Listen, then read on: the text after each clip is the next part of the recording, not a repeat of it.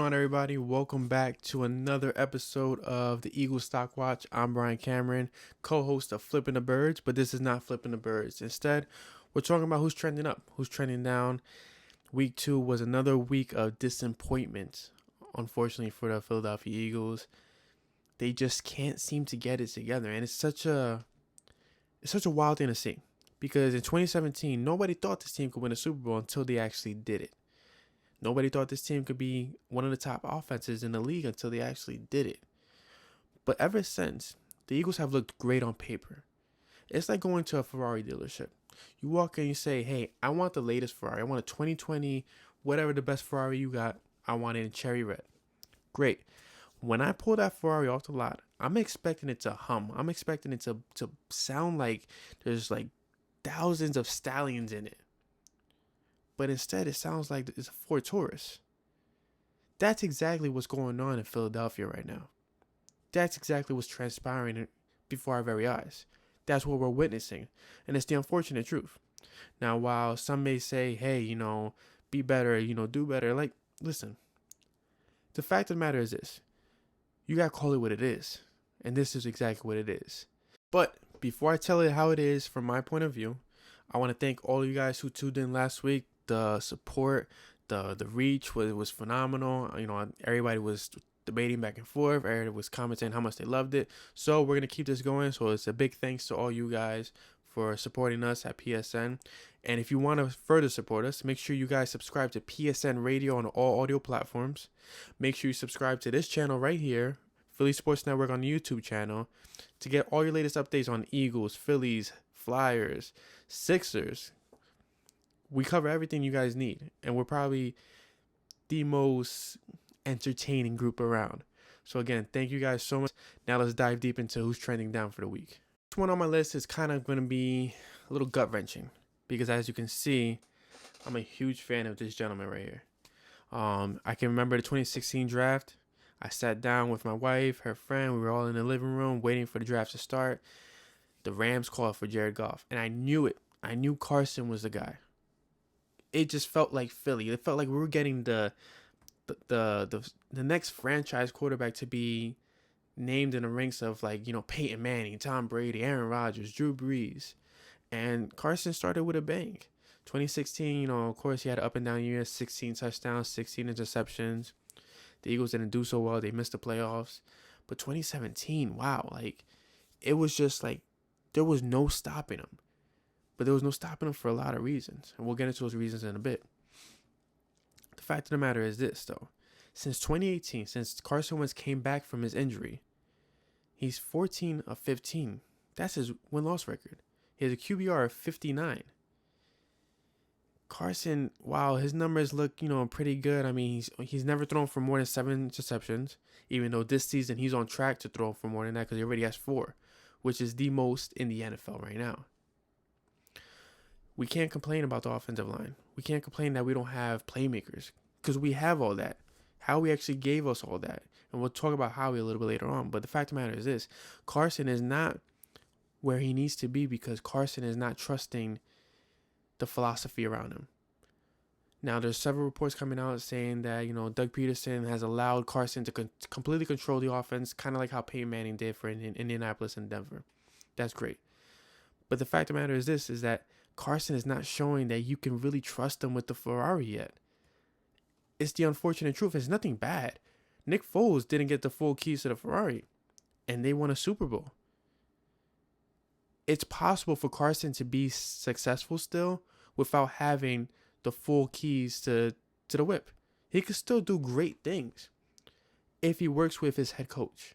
Doug Peterson is a creative genius in the NFL. He's a creative offensive guru in the NFL. He's shown it time and time again. He won a Super Bowl with a backup quarterback. With a quarterback that nobody else could win with. That quarterback is a backup quarterback for Mitchell Trubisky right now. Think about that for a second. So imagine if Carson approaches Doug saying, hey, I can't do this on my own, and I do apologize for being stubborn through these times, but we gotta turn this ship around. We gotta get this going. What do you need from me? Imagine what this season would look like if Carson just gave up the keys. If Carson said to Doug, here, this is yours. Show me what you needed me to do. Let me follow your instructions. A lot of the greats follow the instructions of coaches. Tom Brady's a great system quarterback because of Bill Belichick. Now, can Brady be great in Tampa Bay? Absolutely. But it'll probably be because he trusts Bruce Arians. At the end of the day, it's all about trust. If Carson wants to get this wagon back up and running, he has to trust in the head coach of the Philadelphia Eagles. Doug Peterson has shown that Carson isn't really trusting him. He subliminally called him out multiple times already. So for this week, Carson Wentz is trending down, and it hurts me to say this. I know some of you see my tweets about the Jalen Hurts pick. I do believe that Carson is proving the organization right for drafting Jalen Hurts. I don't believe Jalen Hurts is a better quarterback, nor do I believe that he's going to replace Carson, because I do think Carson's going to turn this around. But for now, he is trending down. Who else is trending down? Defensive coordinator Jim Schwartz. Now, I get it. It looked honorable. He was saying, hey, guys, it was all on me. That was my fault. The performance against the Rams was my fault. Yes, you're right. It was your fault. It was a poor game plan, like he admitted. Jim Schwartz has gotten too cocky for his own well-being. He's outsmarted himself at this point, to the point where offenses can actually strategize against him, and it's obvious what he's doing. If you guys follow Inside the Birds, Adam Kaplan said that, from executives in the league, they're saying that Jim Schwartz doesn't disguise anything in his defense. He's playing checkers. He's not playing chess no more. Truth is, Jim Schwartz hasn't had a top 10 unit in points allowed. He hasn't had a top 10 unit in takeaways. And he hasn't had a top 10 unit in yards allowed until this season. And the verdict is still out on this season because we don't know what it's going to end like. We don't know if this team is going to be good at the end of the season or if this team is going to just crumble. The good thing about it is he has Darius Slay. He has Will Parks coming back. He has Javon Hargrave fully healthy. He has Malik Jackson fully healthy. Unfortunately, right now, Fletcher Cox is battling an ab injury, so we don't know if he'll be showing up on Sunday. But even so, you still have a formidable defensive unit. Jim Schwartz has shown that he's too stubborn for the well-being of the Philadelphia Eagles. And the Eagles can't succeed like that. They need a defense that's going to level the playing field for the offense. This defense should be allowing less than 20 points a game. You have Darius Slay, who's barely allowing any yards. In his 2 games, he's allowed, less than 50 yards already? You have to do better at this point. There's no more room for mistakes. You got to show up or show out. There's no more excuse for not having a talent. It's hit me that Jim Schwartz has had the talent throughout the years. Jordan Hicks is one of the top linebackers in the league, in my opinion, and he's succeeding in Arizona. Yet he has not been injured in Arizona. Rasul Douglas and Ronald Darby are rated in the top 20 of cornerbacks for PFF. Avonte Maddox is nowhere near that. So you can't complain about the personnel if you're not putting the people in the right situation to win. Again, proof. Nate Gary, he's not a linebacker. The guy has no business of being on the field right now. Where's TJ Edwards? Why not slot, if you're going to put Nate Gary at linebacker, why not slot Kayvon Wallace, who has better pass coverage skills? I mean, I'm sure you've thought about it. Why are you not pulling the trigger on it? Jim Schwartz has become not only his own enemy, but the enemy of the actual Philadelphia Eagles. If this defense can't get it together, guys, they're not going to win anything. And it all falls on Jim Schwartz. So for this week, he's trending down. Now, Jim Schwartz doesn't deserve all the blame for personnel. It's not a coincidence that a lot of people who come to Philly, who are drafted to Philly, succeed in other places. Howie, you have made the stock watch. You're officially trending down. And you're not saying anything as well, which is even worse. But you can't really say much. You can't pull off any trades. You guys are going to be in cap hell next season. You're arguing with the star receiver of the Philadelphia Eagles and Zach Ertz. You're not signing him, and it's completely obvious. You did it to Malcolm last season. And look how that ended. Howie Roseman is another person who's outsmarted himself, who's pretty much, you played yourself. You truly played yourself. And you put this franchise in the palm of your hands.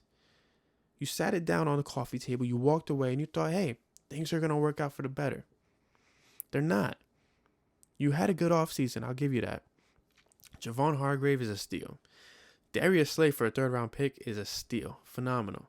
You had a decent draft until the second round. You drafted Jalen Hurts. You could have drafted a safety in Jeremy Chin. Imagine having Jeremy Chin and Kayvon Wallace as safeties. You got too cocky. You called it a QB factory, but your star quarterback is struggling now. You're relying on Deshaun Jackson, who's 32 years old. Possibly 33, I may be wrong about that. Alshon Jeffrey, who's coming back from the worst injury of his career. He's 30 years old. Jalen Rager's out for the next couple weeks. Hightower hasn't shown that he could actually have the sticky fingers that we hope he can, which was a big issue in college. And then there's J.J. Arcega-Whiteside. The man you drafted in replacement of DK Metcalf. Let's call it like that. Because DK Metcalf is turning into a superstar in Seattle. Pete Carroll knew what he had in DK Metcalf, and he got him for less money than he could possibly get him for. That's the truth. So right now, Howie, you're not only on the hot seat, you're in the middle of Philadelphia with all eyes on you as your team is struggling. The offense, they can't get the chains moving outside of the running game. So thank God for Miles Sanders. The defense, they can't stop the chains from moving because of the lack of help that they have at linebacker. Nate Gary, once again, is not a linebacker. TJ Edwards was an undrafted free agent. He was great, but he's not great in pass coverage. Duke Riley's not great in pass coverage. Davion Taylor is a prospect. You decided to not get any veteran help at the linebacker position, one of the most important positions on the defense.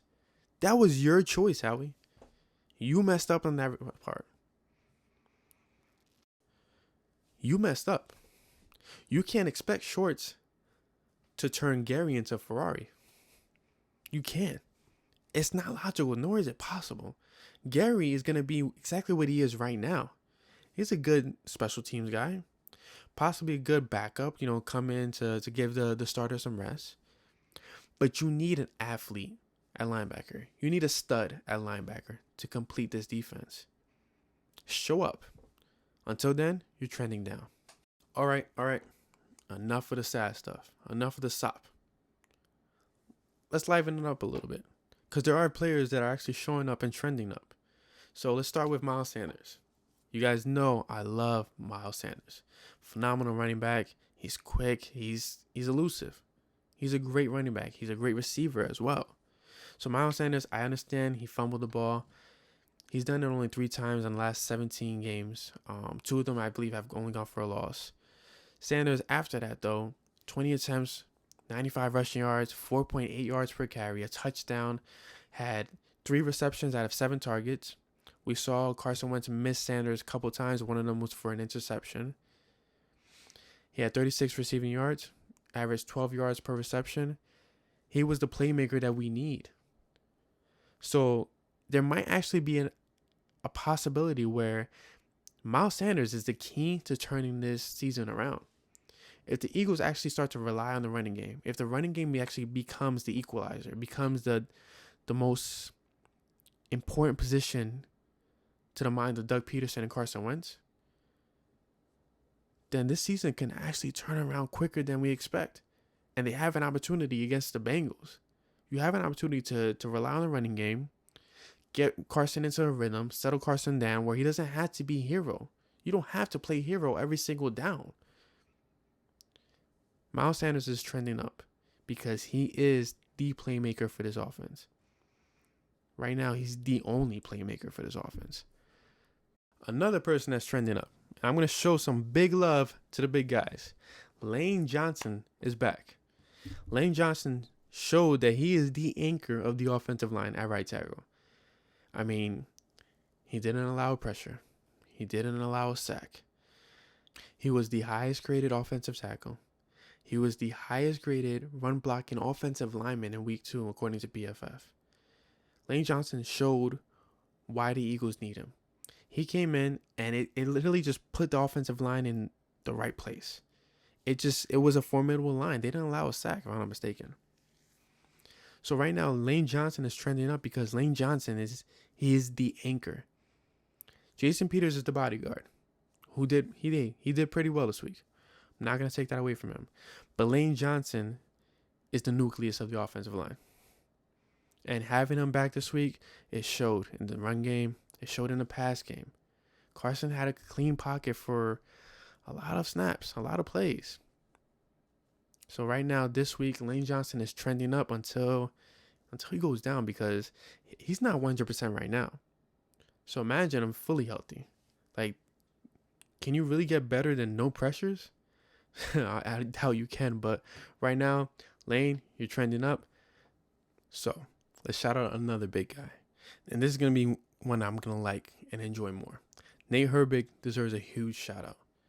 He's showing up at the right guard position. He's come in. He's kept a clean pocket. He didn't allow a single pressure in week 2. I know week 1, it was kind of rough for him. He allowed 1 sack, I believe. But that's 1 sack in 140 snaps played. Nate Herbig, the undrafted free agent from Stanford who joined the team last season, is a starting right guard for the team this season.